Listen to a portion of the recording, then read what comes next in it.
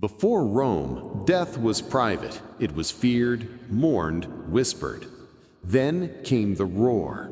Sand turned crimson, chains rattled, claws struck stone. A man screamed, and the city above cheered.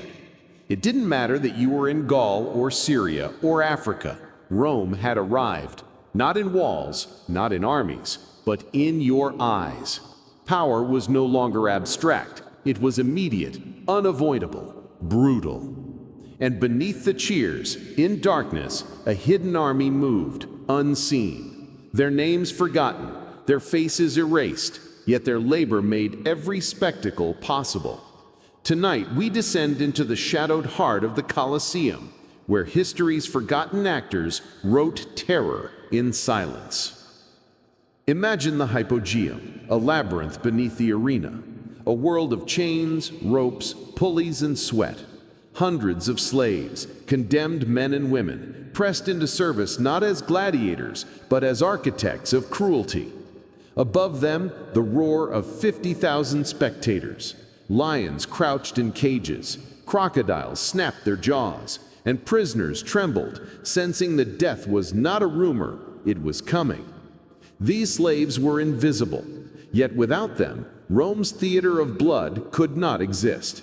Every trapdoor, every flood, every sudden appearance of a beast relied on their hands.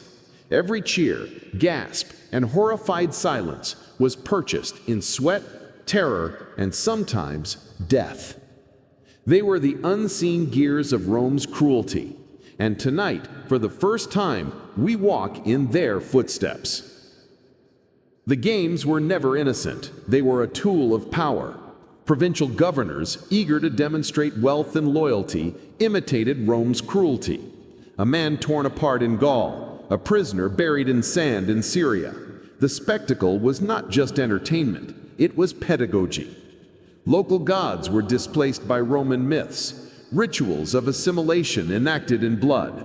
Communities that once celebrated their own festivals now watched the emperor's morality play unfold through suffering. Mercy was weakness. Cruelty was the currency of authority.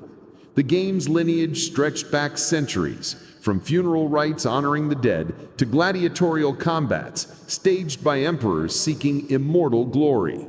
Philosophers debated ethics, poets hesitated, but the people, above and below, learned to watch, to cheer, to obey. And in the shadows, unseen and unrecorded, slaves labored. They fed the beasts, moved trapdoors, cleaned sand, and lifted the dead. The empire's grand illusion was built on their silent suffering. Imagine descending into the tunnels. The air is thick with dust and the musk of animals. Ropes chafe your hands. Sweat drips from your brow. A pulley groans above. A lion stirs. A cage trembles. A human body, condemned for execution, waits silently in the darkness.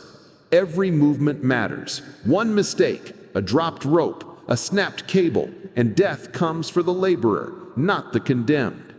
They worked in shifts, unseen, unheard. Tons of sand hauled and raked. Traps armed. Beasts fed. Corpses dragged, stripped and dumped in pits. The stench of blood and excrement mingled, a constant reminder that their toil sustained the spectacle above. No chronicler recorded their names. No poet praised their endurance.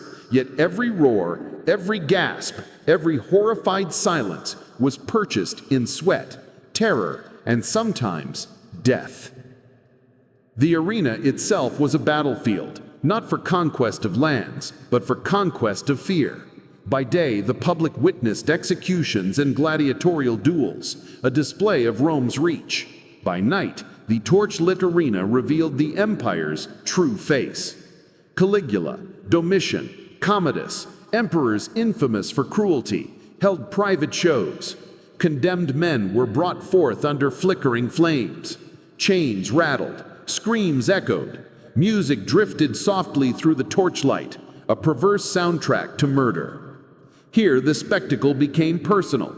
Wine-soaked elites laughed, toasted and watched, their amusement unbound by the limits of daytime morality. Secret games allowed improvisation, executions for amusement, sexual humiliation, terror unmeasured. And always in the tunnels below, the slaves labored. A misstep could mean their death. A delayed pulley could release a lion too soon. Their work was invisible, but the cost was undeniable. In the hypogeum, humanity clung to life in tiny, desperate ways. Some slaves bonded with the animals, whispering to them in fear and awe. Some shared stolen morsels of food, small acts of rebellion against the empire that had erased them. They lived with constant trauma, hearing the thunder of the crowd above as they bent their backs to make it happen. Seeing men die and knowing that, unseen, their hands had set the stage for that death. Yet even in despair, there was a dark form of pride. They were indispensable.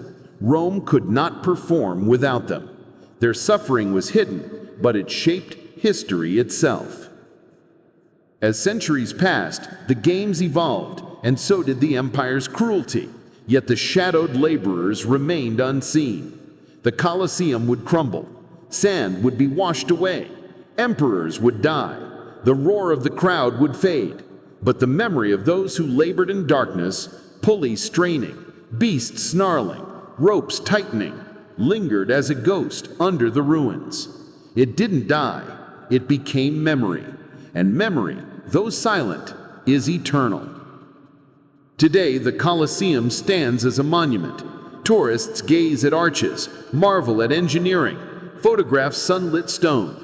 Few imagine the shadowed underworld, the silent screams, the invisible labor that made it all possible. And yet their story asks us a question. What is power if it depends on hidden suffering? What is spectacle if it is purchased in blood, fear, and silence? Rome dazzled with grandeur, but beneath the marble and the sand, a darker story lived, a story of sweat, fear, and unrecorded sacrifice. If this forgotten world moved you, leave a like, subscribe, and remember, history is not only written in marble, sometimes it whispers from the shadows. May we never forget those who labored unseen, shaping the world in silence.